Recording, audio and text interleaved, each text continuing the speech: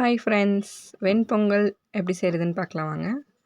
பச்சரிசி 1 கப்பு, பாசிப்பருப்பு 1/4 கப் எடுத்துகிட்டு வாஷ் பண்ணி வச்சுக்கலாம்.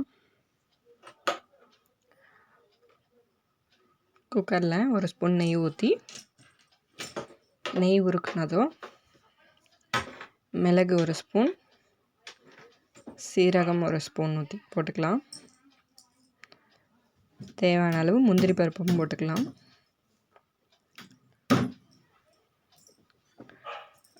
முந்திரி பருப்பு வறுப்பட்டனையும் தண்ணி 2 டம்ளர் ஊற்றிக்கலாம். கருவேப்பிலை உப்பு போட்டு மிக்ஸ் பண்ணிக்கலாம். தண்ணி கொதி வந்தனையும் ஊற வச்ச பாசிப்பருப்பும் பச்சரிசியும் சேர்த்துக்கலாம். ஒரு மிக்ஸ் கொடுத்துட்டு ஒரு கொதி வரட்டும். கொதி வந்தனையும் நம்ம சிம்மில் வச்சுட்டு மூடி போட்டுக்கலாம். 2 விசில் வந்தோடனையும் ஆஃப் பண்ணிக்கலாம். விசில் அடங்குன்னு எடுத்து பார்த்தா சூடான பொங்கல் ரெடி.